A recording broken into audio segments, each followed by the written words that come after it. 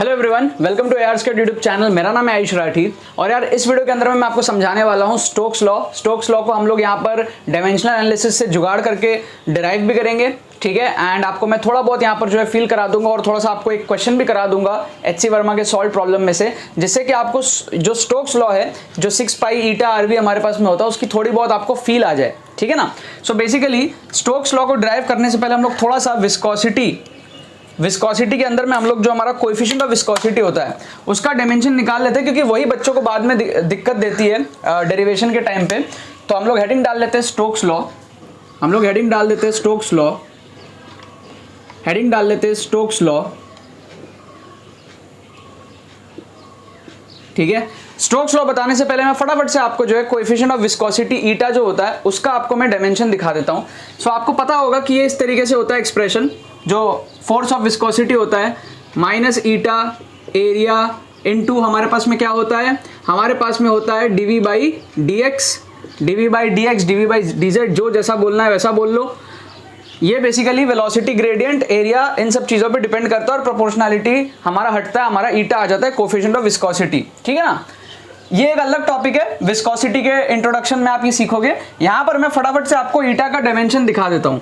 तो यहाँ पर हमारे पास में फोर्स का डायमेंशन होता है MLT minus 2 equals to, minus sign को एक बार इग्नोर कर रहे हैं क्योंकि सिर्फ डायमेंशन देखना है।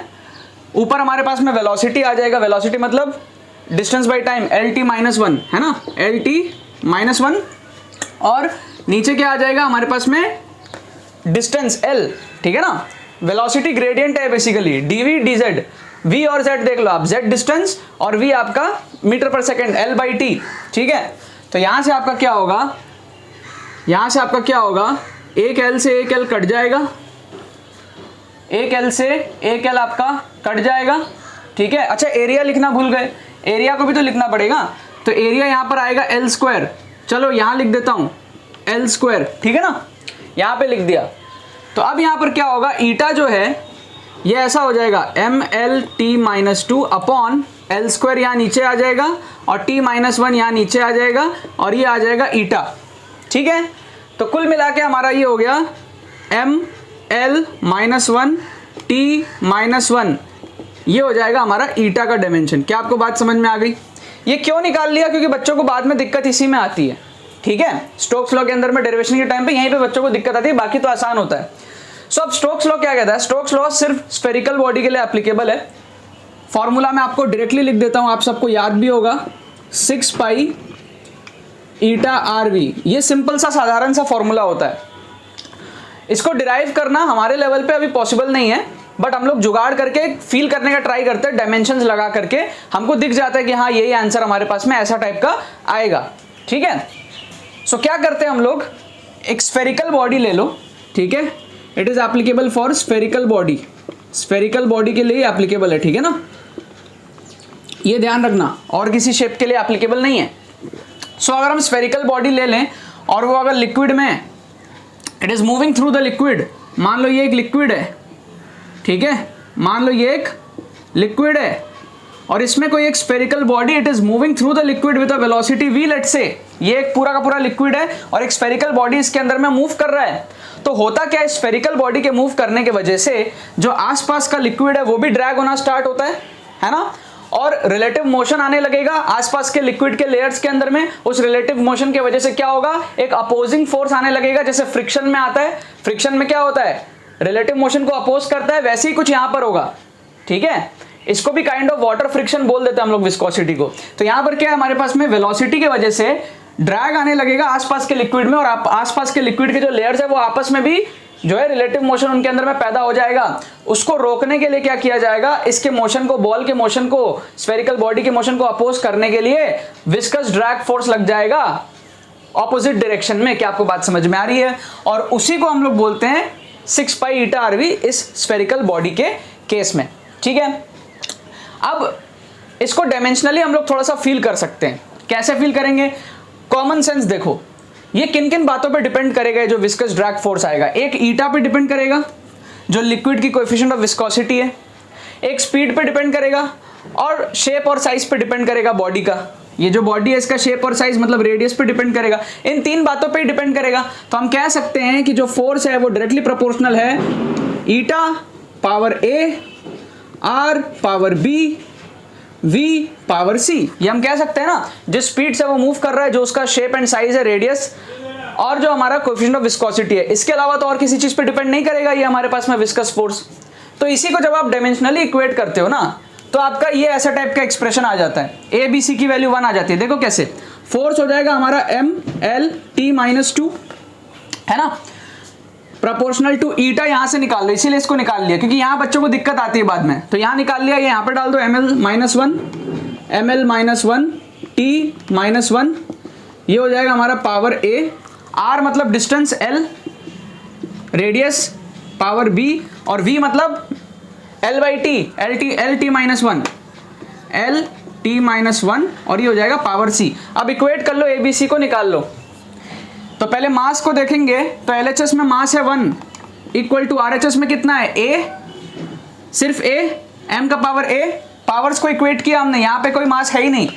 अगर हम लेंथ को देखें तो यहाँ पर है 1, और राइट हैंड साइड में कितना है, माइनस ए प्लस बी प्लस सी, है ना। यहां से आया एल का पावर माइनस ए, यहां से आया बी, यहां से आया सी, तो माइनस ए प्लस बी प्लस सी। अच्छा, टाइम का पावर देखें -2 इक्वल टू, यहां पर देखो माइनस ए, यहां पे टाइम नहीं है, यहां पर है माइनस सी। अब इन तीनों इक्वेशंस को आप इक्वेट कर लो। ए की वैल्यू 1 आ गई सबसे पहले, ठीक है, तो ए की वैल्यू क्या आ गई, 1 आ गई, ए इक्वल्स टू 1।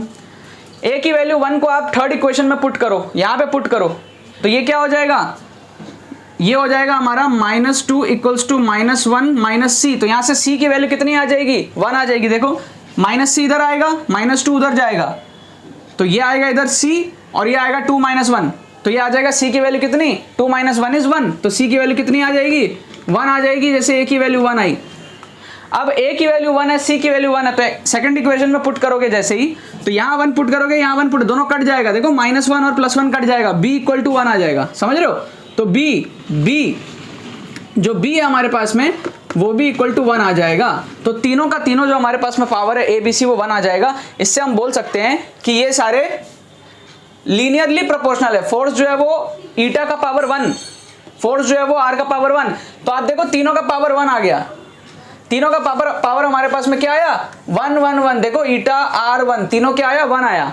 अच्छा, अब आप बोलोगे 6 पाई क्या है, ये हमारा प्रोपोर्शनैलिटी कांस्टेंट है, इसको हटाया, प्रोपोर्शनैलिटी को जैसे ही हटाया तो इक्वल टू लगाना पड़ेगा, इक्वल टू सम कांस्टेंट, वही कांस्टेंट है 6 पाई। क्या आपको बात समझ में आ रही है। अब डिटेल में हम इसको अभी डिराइव नहीं कर सकते, साइंटिस्ट लोगों का काम है, उन्होंने कर दिया। हम अपने लेवल पे 11 12 के लेवल पे, एंट्रेंस एग्जाम्स के लेवल पे, हमें बस ये इतना सा जानने से हमारे लिए मोर देन एनफ है। ऐसे तो इतना भी दरकार नहीं पड़ता, इतना भी हमको दरकार नहीं पड़ता, फॉर्मूला से काम हो जाता है। लेकिन फिर भी बच्चों को फील आनी चाहिए कि भाई ये किस तरीके से आया है, इसलिए मैंने आपको ये डायमेंशनली समझाया आज कि भाई ये किस तरीके से आया है।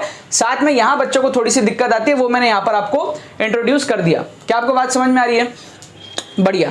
तो ये हमारे पास में क्या था, स्टोक्स लॉ था। अभी इस पे एक क्वेश्चन सॉल्व करेंगे, एच.सी. वर्मा का एक सॉल्व प्रॉब्लम आपको दूंगा, उसको अभी हम लोग यहाँ पर सॉल्व कर लेंगे, तो आपका एक कंसेप्ट बहुत ज्यादा क्लियर हो जाएगा। स्टोक्स लॉ अलग अलग तरीके से अलग अलग क्वेश्चन में आपको इंक्लूड करना पड़ेगा, तो किस तरीके से होगा मैं अभी आपको एक क्वेश्चन के थ्रू समझा देता हूँ, ठीक है।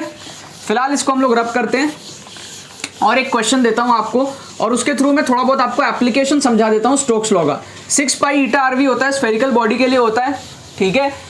ये सारी बातें ध्यान रखना। डायमेंशनली हम लोग इसको जो है रेक्टिफाई, मतलब वो कर सकते हैं, चेक कर सकते हैं डायमेंशंस के थ्रू, ठीक है। आ जाओ, अब हम लोग देखते हैं यार एक क्वेश्चन, एच.सी. वर्मा का एक सॉल्व क्वेश्चन देख लेते हैं फटाफट से। तो यहां पर कह रहा है एक एयर बबल है, एक एयर बबल है, ठीक है। Question, an air bubble of diameter 2 mm, of diameter 2 mm rises steadily, ध्यान रखना, rises steadily rise हो रहा है through a solution of density, rises steadily through a solution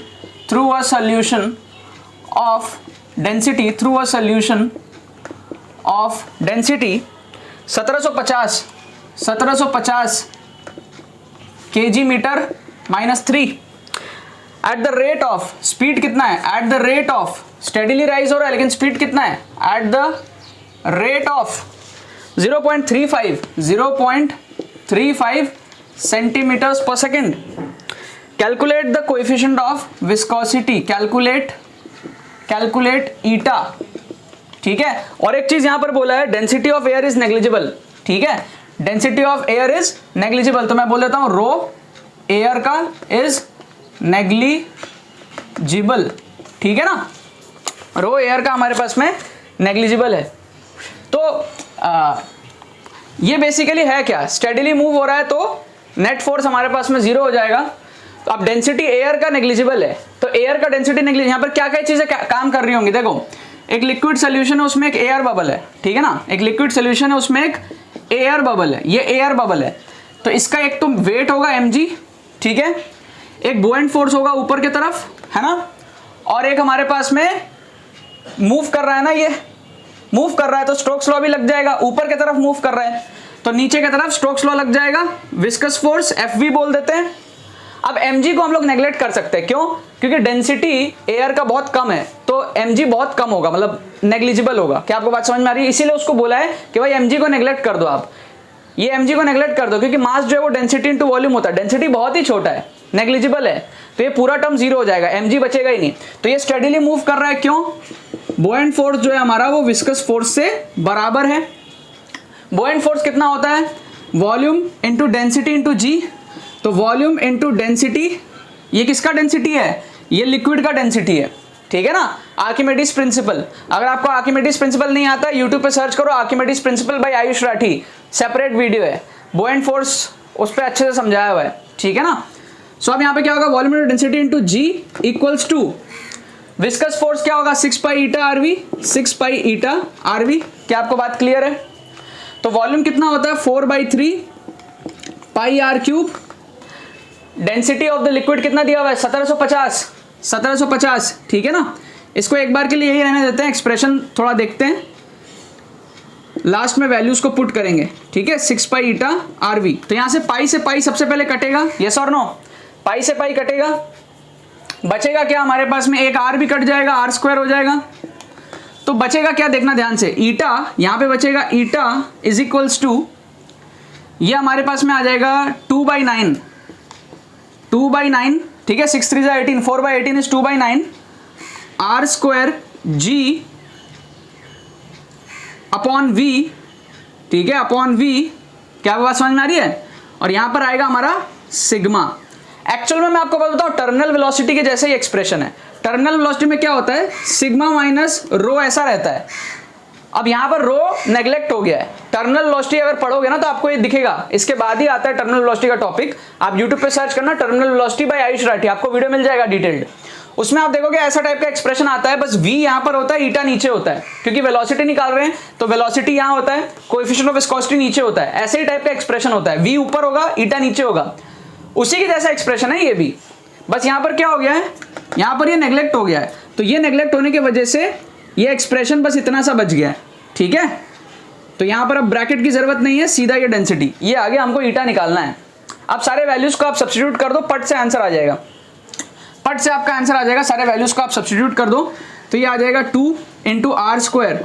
are square मतलब कितना, डायमीटर 2 है तो आर हो जाएगा 1, तो 1 इंटू 10 का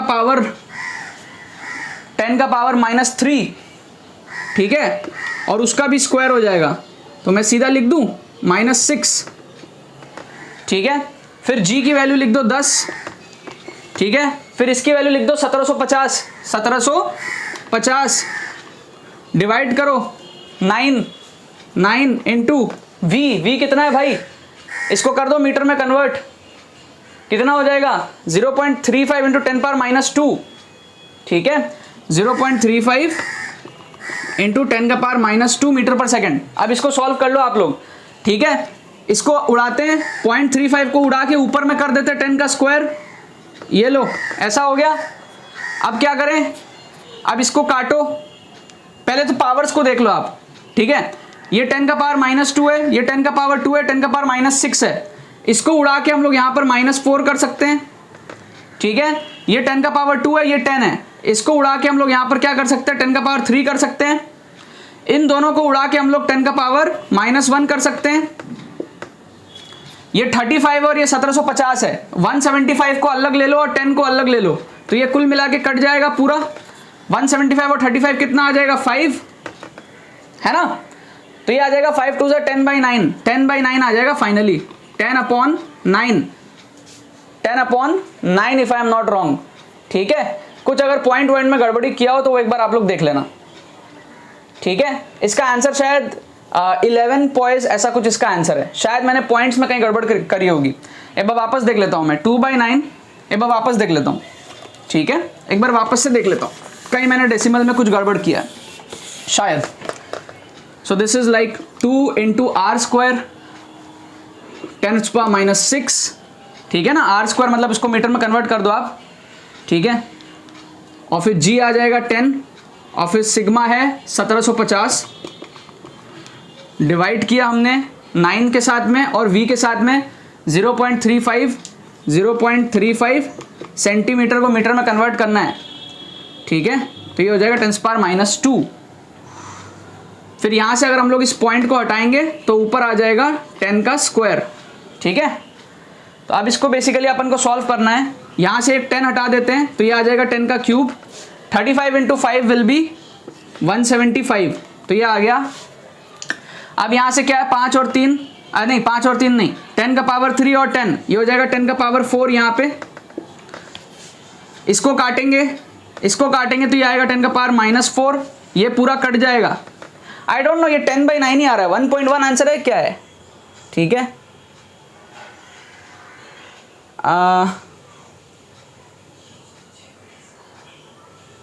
आई डोंट नो, इसका आंसर यार 11 दिया हुआ है बट मेरा यहाँ पे 1.1 आ रहा है।